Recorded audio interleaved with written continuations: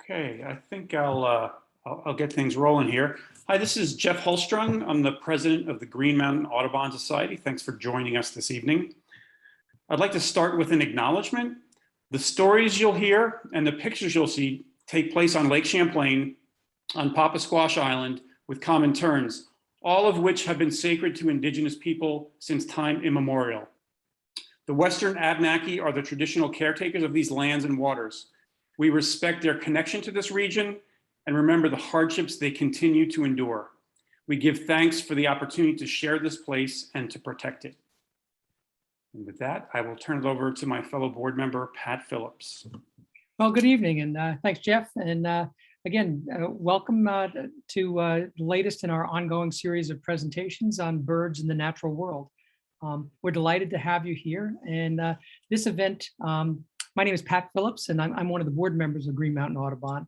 And tonight's event is, well, actually, I wanted to say, if you're interested in other presentations in the future and ongoing events such as walks or other kinds of things, just check our webpage at Green Mountain Audubon for events, and you can see some information there. Also, I want to bring to your attention that this weekend, Audubon, Vermont in Huntington is having the Audubon Bird and Barn Festival with a number of special events, walks, and activities, including bird banding to be done by tonight's guest. So please check it out at the Audubon Vermont website. There's plenty to do, and it sounds like a great time. This evening, we're very honored to welcome an individual who may be a familiar face to many of you, Audubon Vermont's Conservation Program Manager, Mark LaBarr. Mark has been with Audubon for more than 25 years. His work includes, but has not been limited to, the Champlain Valley Bird Initiative, the Green Mountain Audubon Society Bird Banding Station, and numerous bird projects ranging from Hawaii to Belize, studying everything from albatrosses to catbirds. In addition, Mark has been a strong spokesperson for both the birds and Audubon through his work in the state and via a strong media presence. In fact, some of you may have seen Mark locally on WCAX yesterday, I think, and again, advocating for birds and for the birding community. Most importantly, Mark is one of those people who has the unique ability to make science approachable and relevant to audiences ranging from children to professionals. In that respect, he is truly one of Vermont's treasures. Mark has his degree in wildlife biology from the University of Vermont and his master's degree from St. Michael's College. This evening, Mark will be discussing the biology of the common tern and his work on the Common Tern Recovery Project. Tonight's event is scheduled to be about an hour in length, with some pauses during which folks may ask questions of Mark. And if you have questions, just type them in the chat function down below at the bottom of your screen. In addition, Mark will take some questions at the end of the program. Questions from the audience will be asked in the order that they come in. So without further ado, I will turn the program over to Mark, pun intended. And again, Mark, thanks so much for coming. Thanks, Pat. There's a tern joke for pretty much anything. And as you can see from my title, that's what I'm doing here. There's actually books out on it. And so no worries there. I want to thank everybody for joining me to discuss one of the birds that really brought me to Vermont when I first started doing my work, 30 some odd years ago. And my first project here in Vermont was the Common Tern Recovery Project back when I was working for VINS before I came on as a Green Mountain Audubon Society and now Audubon Vermont person. So terns are dear to my heart. I've spent lots of time out on Lake Champlain, and I love talking about them, the ups and downs of their populations over the years. And they're just great birds, even though I probably have numerous scars on the top of my head from them diving on me when I'm out on the islands. So Vermont, Lake Champlain has a series of small islands that are actually owned by the Green Mountain Audubon Society. These islands are the home for the common tern, basically a flying bird that is basically plucks fish off the water with that nice red bill and that black cap and that forked tail on the back. Terns are really fun to watch. They're relatives of the gulls, and they're unique to the northeastern portion of the lake, although they can be seen on the various areas on the lake further south down around Burlington. But for the most part, you're going to be seeing these birds up in what we call the inland sea of Vermont, which is the islands and the waters east of North Huron. So we've worked over the years with the Vermont Fish and Wildlife Department to undertake the Vermont Common Tern Recovery Project. A lot of our funding comes from the Fish and Wildlife Department because common terns are state endangered species.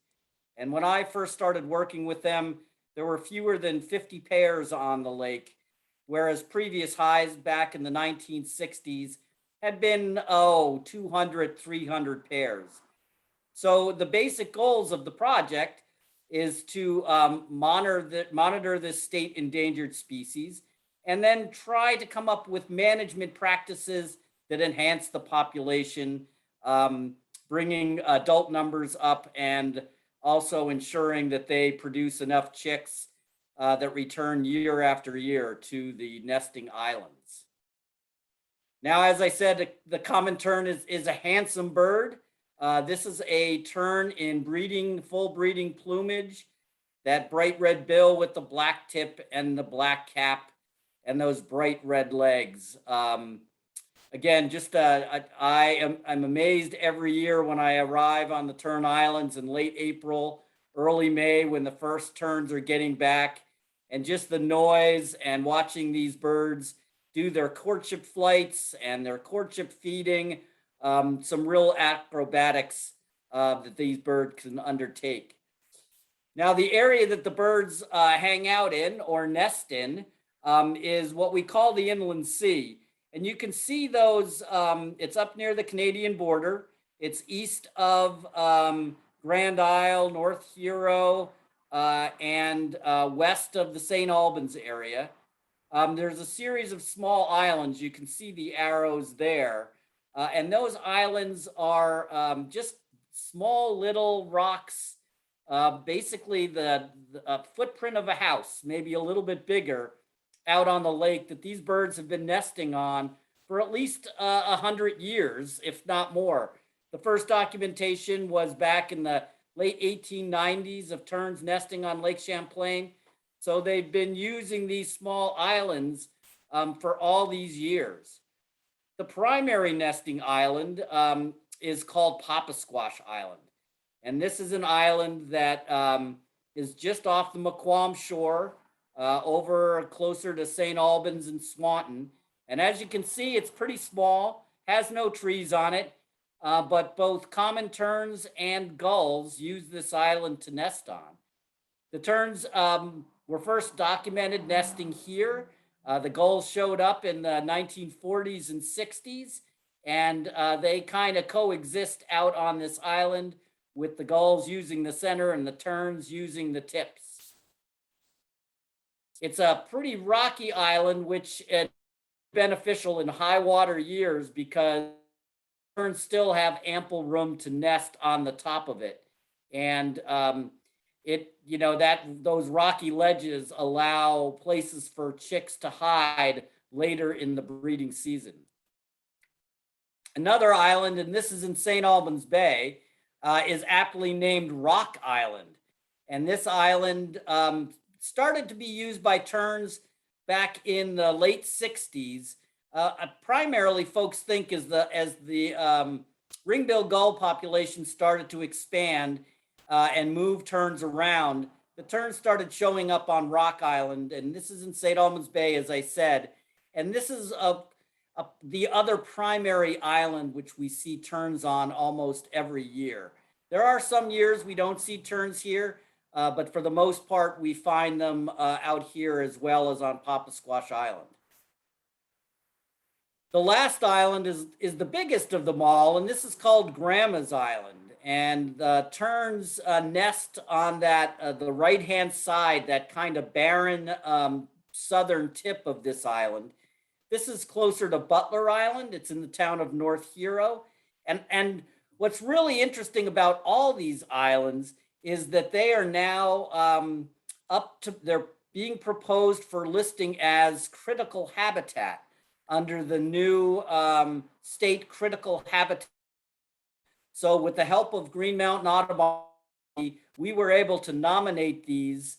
It went through the Endangered Species Committee, and now they're going to be included in discussions and hearings so that they may become the first critical habitat, which is basically a way of saying not only do we have endangered species, but we have endangered places as well that are really important to these species and so should be protected.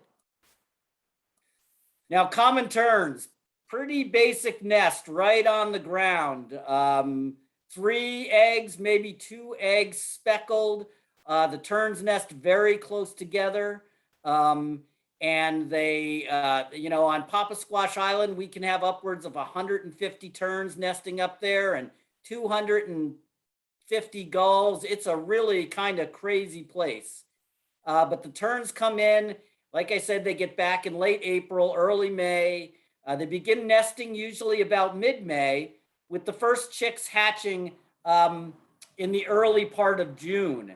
And as you can see, the chicks, when they first are hatched, look almost exactly like the eggs, very cryptically colored. And since they nest out in the open on the ground, these birds are able to hopefully stay camouflaged so they're not eaten by predators and the like that might be out there. That little white tip on the end of that bill, that's actually the egg tooth, which is the remnant of what it used to get out of its shell. So I can tell this bird is, maybe a day old, maybe a couple days old. Not very mobile at this point, but they get very mobile as time passes.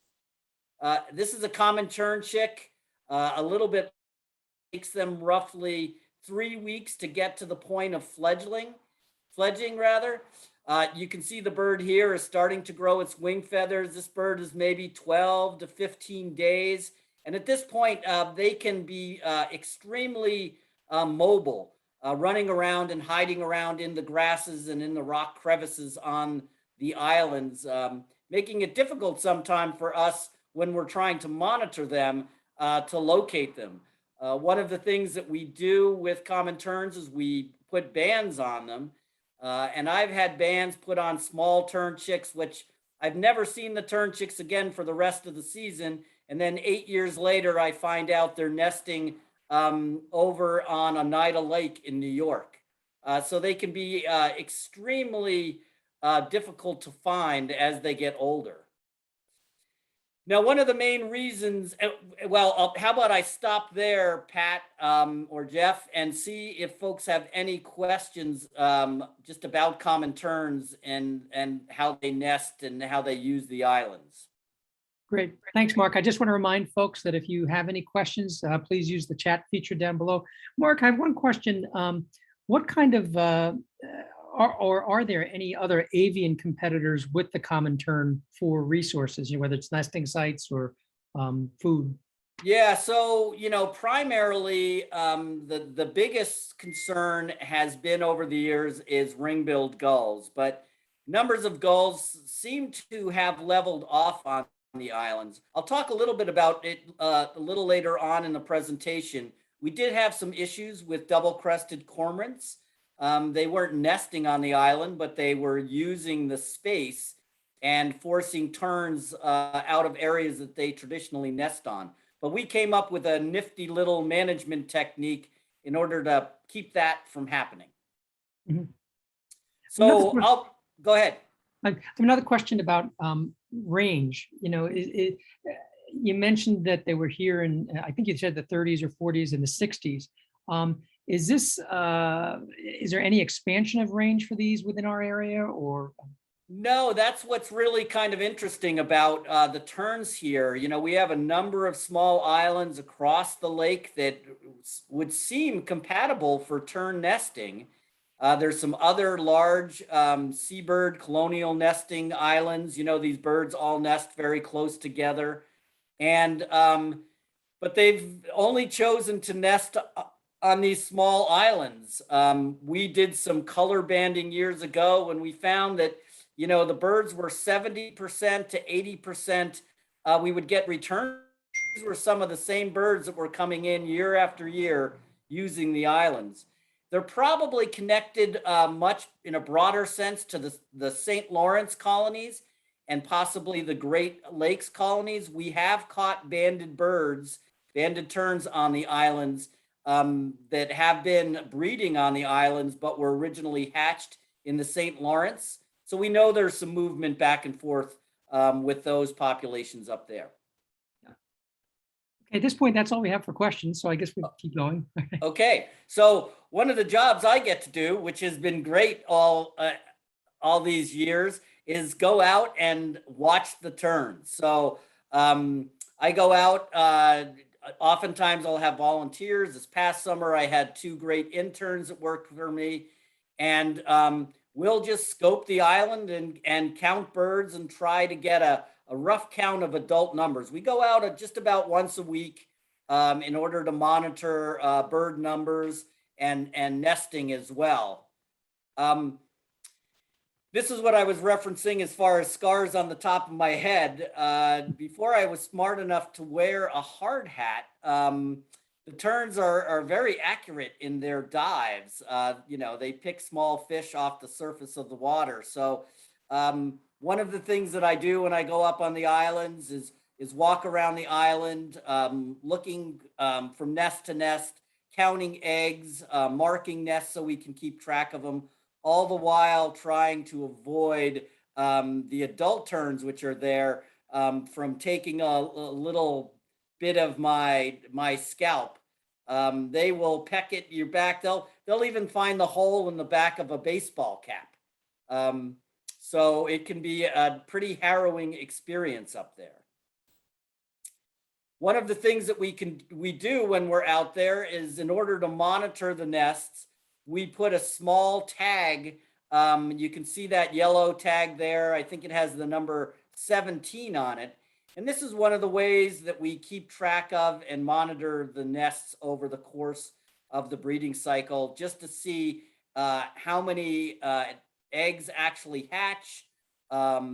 We put these chick shelters, these teepee styled things next to it to give the birds some protection from the weather and from predators.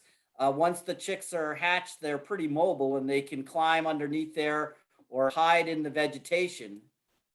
We all the chicks. So if you look close at that, this is probably a 5 to 7 day old chick. And I've put a metal band on its leg, and that enables us to follow the chick from the time that it hatches to the time that we hope that it fledges. And it gives us an idea of how many young birds get off the island every year. So we find out the adult numbers, and then we monitor the chicks to see how they're doing and get productivity, reproductive success numbers. And that way we can see over time how this population on Lake Champlain is faring. As I said, one of the jobs that we have, myself and volunteers, is to go out and in all this green vegetation, find these chicks each week and read the numbers on the bands so that we can keep track of them. A job that, when the vegetation is really thick, is easier said than done. You have to actually get on your hands and knees to track a lot of these little birds down and try to get those band numbers. So it can be quite the experience up on the islands. So obviously the common terns are endangered, and they've had problems that have resulted in their numbers declining to roughly 50 pairs. And so some of those problems I'll address here, and they're varied year from year. Anytime you have an island with lots of birds nesting in one place, they're susceptible to any number of natural and unnatural events to lessen their reproductive success. In the past, one of the big problems was human disturbance. And so that would be an example of an unnatural effect. An example of a more natural effect. This is what you see after a great horned owl visits one of the Tern Islands. We're on top of Rock Island right here, and this is the remains of a ring-billed gull. The owls come in at night. They'll take an adult. They usually clip off the wings and clip off the head and take the body away from them. And this is often what you see. They will also come in after the chicks are hatched, and they will eat a lot of the young tern chicks and gull chicks. So owl predation has been something of an issue that we've had for years, and we've been able to kind of live with that as numbers have increased, and we've had some really good years of reproductive success. I just want everybody to keep in mind those wires that you see strung out over the island. I'll talk about them in just a little bit.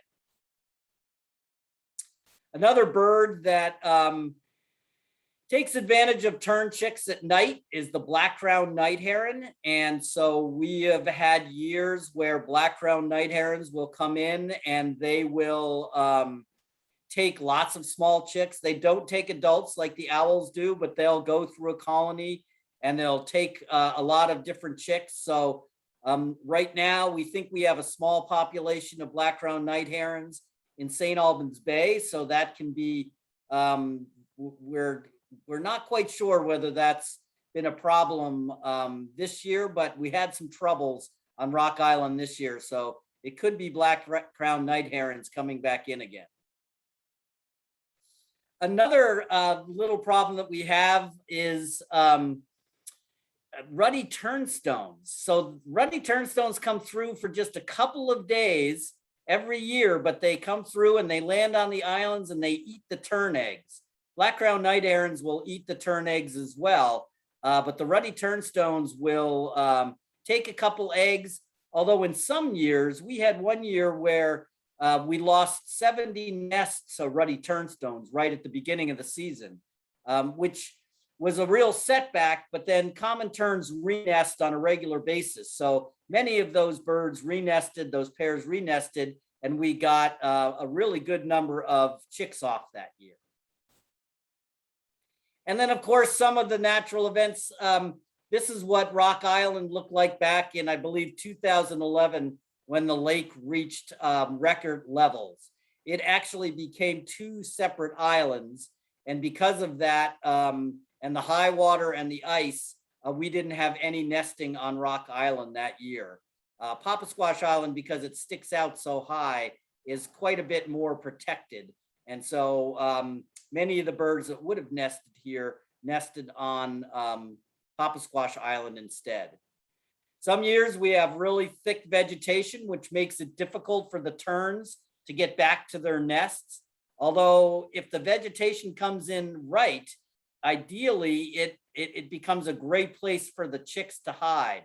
So vegetation can be a mixed bag. In some years, we've lost a lot of nests to abandonment because we've had lots of rain and the vegetation has grown.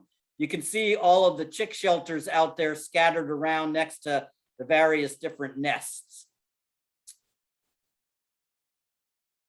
So some of the things that we've done to try to limit the negative impacts of the tern population is we put buoys out around the island every year to keep the tern nesting islands from being disturbed by humans. This has worked really well.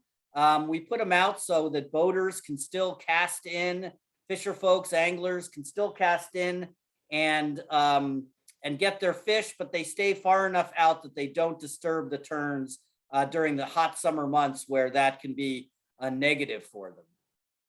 Again, we use those chick shelters, and those chick shelters provide cover for tern chicks as they get larger. The tern chicks can get in there on hot days or rainy days, and even at night to avoid predation by predators. I mentioned those wires a way back, and I realized, folks, I apologize, I'm getting darker and darker here on the screen at first on. I'm gonna do a crazy zoom thing and just really quick take a second.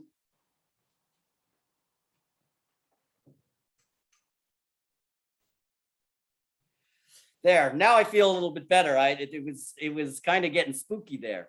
So one of the problems we had about 10 years ago was double-crested cormorants. We're starting to use the islands just to roost on, not to start nesting on Rock Island. And so what we did was that wire grid system that I showed you in the last slide, and you can see some of it here. We strung that up around the outside of the island, and interestingly enough, it kept the cormorants from using the top of the island. So it was one really successful management piece, which, you know, at one point about 10 years ago, this is the top of Papasquash Island. It was completely white from cormorant guano, and the terns had very little. The cormorants stay to the side of the islands and don't come up on top and interfere. So one of our management techniques, which has proved pretty effective. You can see it here on Rock Island, the grid system. For a couple of years, it kept gulls off as well, but the gulls are pretty smart birds and they figured out how to get back down in here. But again, you can see those chick shelters also.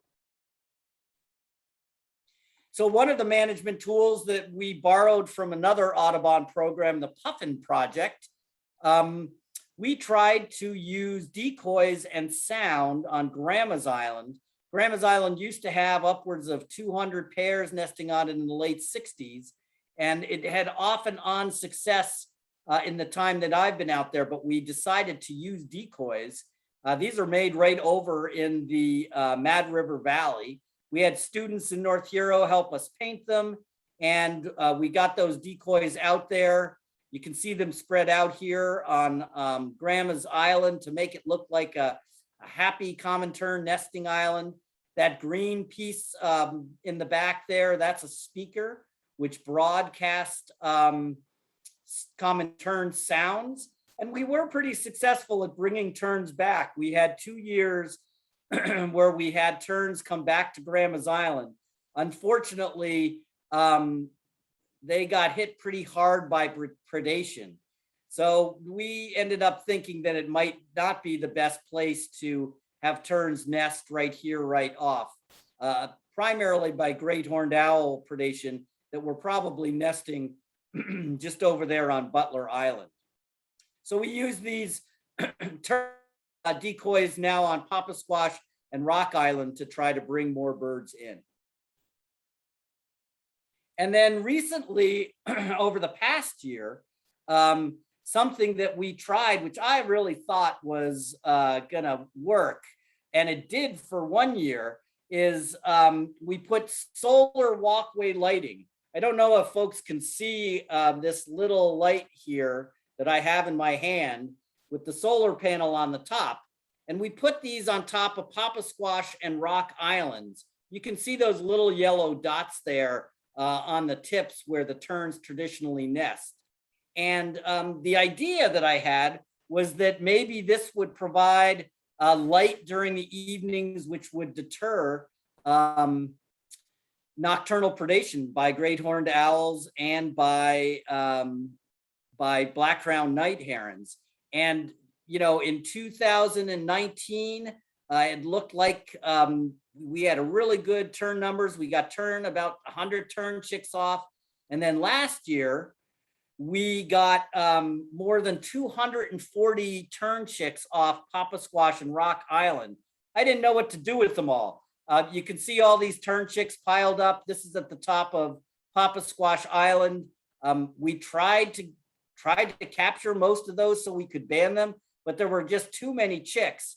And you can see the solar light there in the cinder block. And so I really thought that I we had something going there. I'm going to switch out of this. I'm going to try to bring up a picture here of our latest challenge.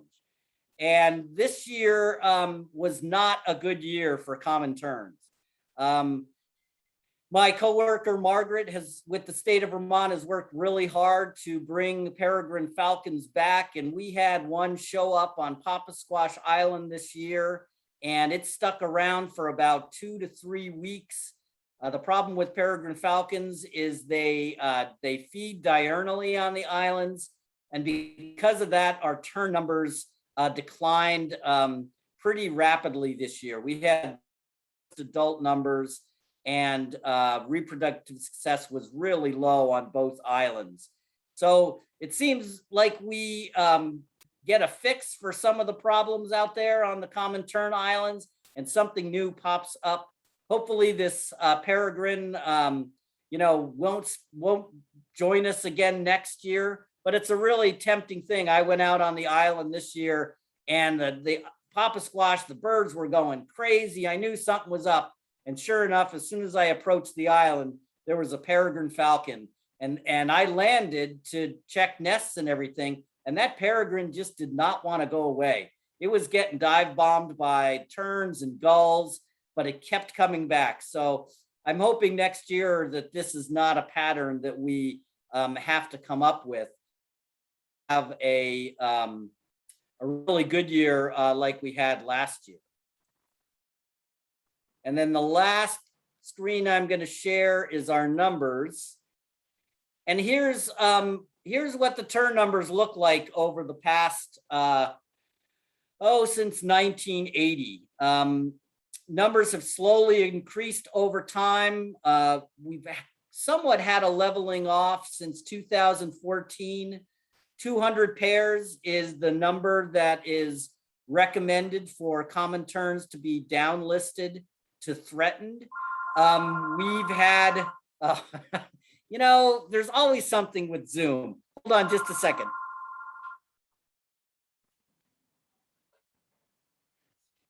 I got Zoom bombed by my own telephone.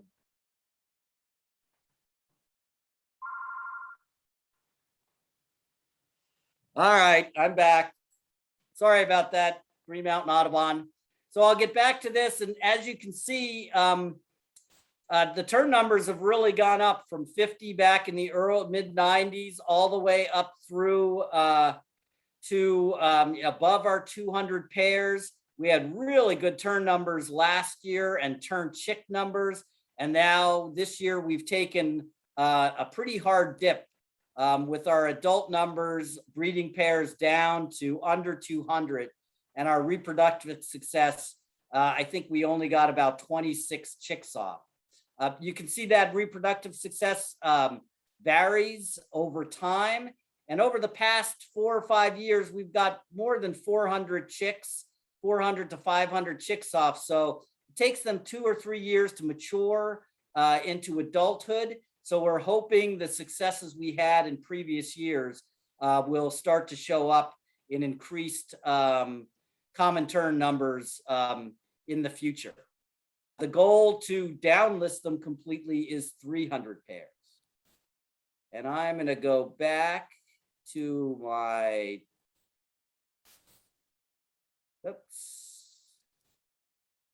and I just wanted to, I'll take questions, but point to the project sponsors over the 30 years.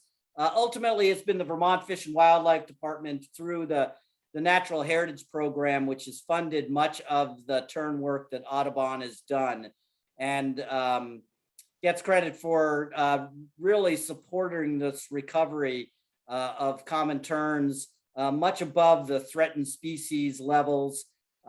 We're thinking about potentially downlisting them to threatened at this point in time because their numbers have been good.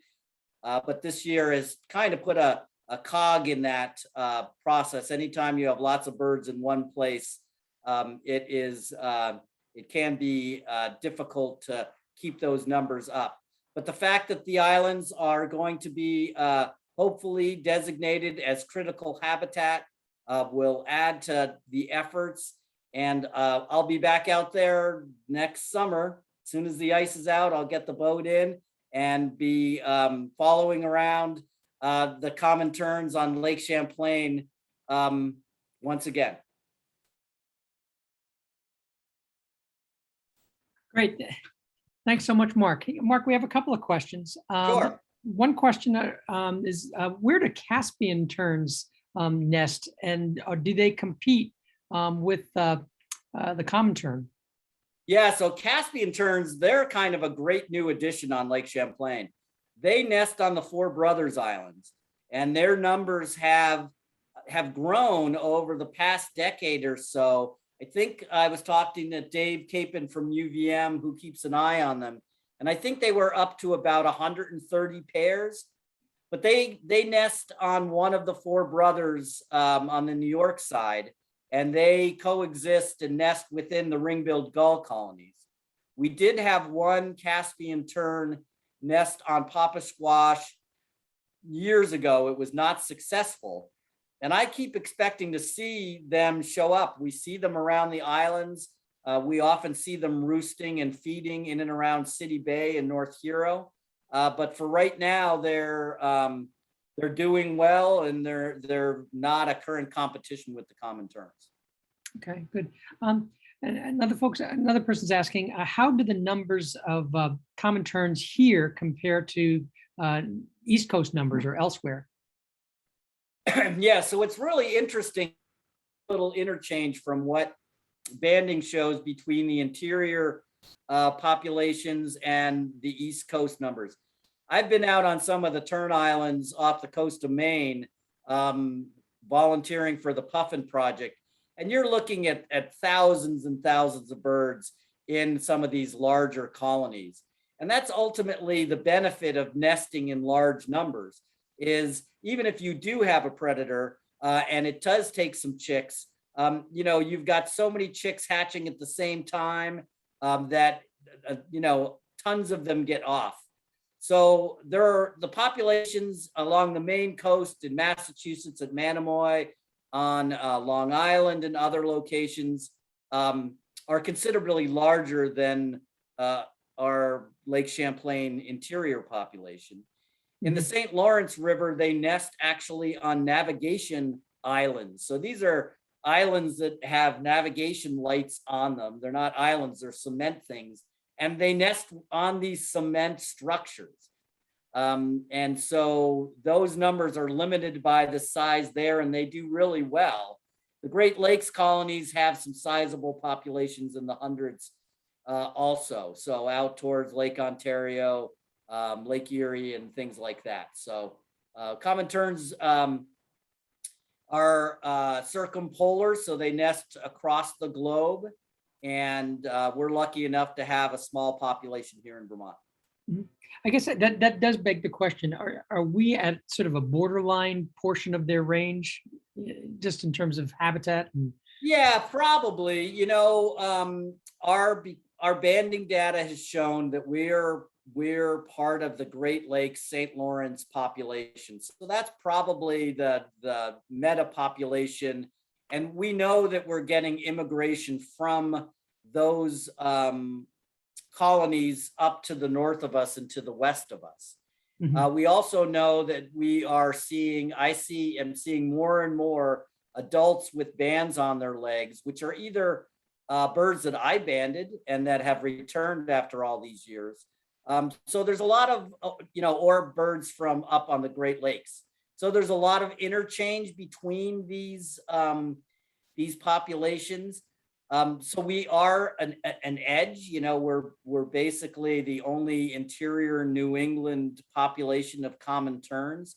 And it could be that, if you look at a map of the St. Lawrence plain there, Lake Champlain is a little finger that kind of dips down off the St. Lawrence. And it could be one of the reasons why we don't see terns further south on the lake, because they're much more associated with those northern and western colonies.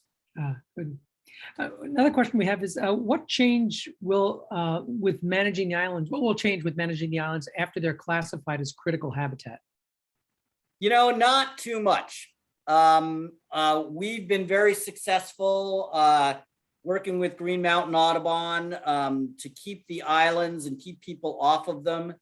One of the reasons that the islands were kind of a test case for critical habitat designation is their discrete units, so they have nice boundaries. The islands are owned by a nonprofit organization which has their protection in mind, the Green Mountain Audubon Society, and they're home to a state endangered species. So we'll probably continue managing those islands, keeping the cormorants off of them, putting the buoys out. And some of the islands which terns have used, there's two others, Hen Island and not Grandma's Island, but Savage Island.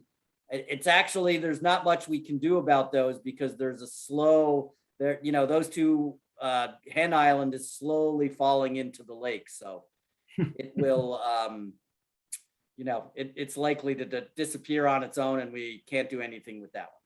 Great, thanks. We have another question about what's the food source for these terns, and is it a stable food source?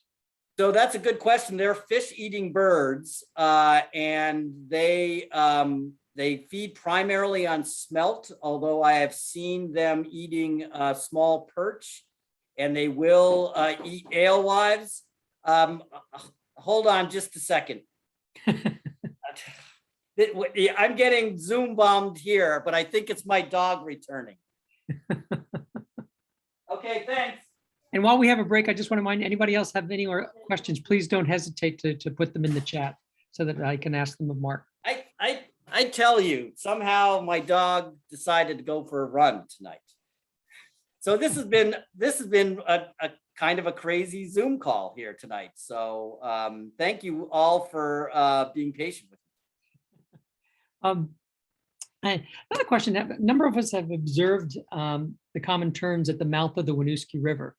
Are they leaving these northern islands and coming down to feed, or are they staying close to the mouth of the Winooski? Or so they're feeding on the fish associated with the mouth and Delta Park. That's one of the areas that we see regularly common terns. And but what's interesting is we don't find them migrating, or they don't seem to migrate south through the Champlain Valley. They seem to migrate north. A lot of our banded terns, color banded terns that we followed would go up to Beauharnois, Quebec, and feed at the big hydro dam up there. Mm-hmm. So these birds are taking advantage of some of these shallow areas. The mouth of the Winooski is one of those. Missisquoi National Wildlife Refuge, the mouth of Dead Creek up there, you'll often find birds feeding there. These are just areas, I think down at the Boquette River, where it comes out onto Lake Champlain, people have been seeing them. And usually these are birds that are moving around after or just before they're breeding. Mm-hmm.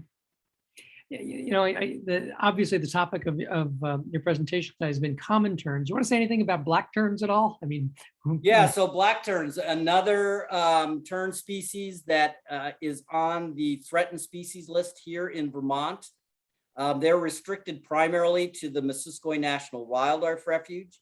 They actually nest on floating vegetation mats out in the marsh.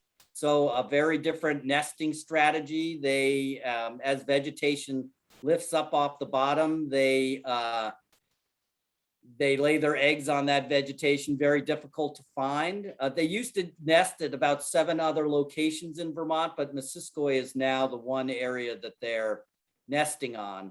So numbers have been pretty steady for those birds. And fortunately, they're nesting in an area which is protected. And so there's very limited human disturbance. Great. Well, I'll tell you, Mark, this has been a wonderfully informative, nice presentation. And before we end tonight, I want to thank you for presenting tonight. I want to give you one more opportunity to put it out there about the Bird and Barn Festival. Yeah, so the Bird and Barn Festival happening Saturday. You know, Green Mountain Audubon Center has been around since the 1960s.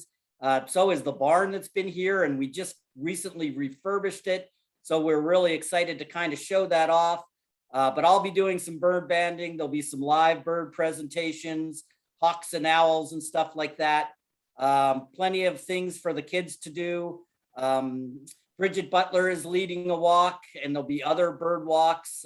You could go on to the the Audubon Vermont website and register for those. So lots of different activities happening on Saturday, and the weather looks good. Great.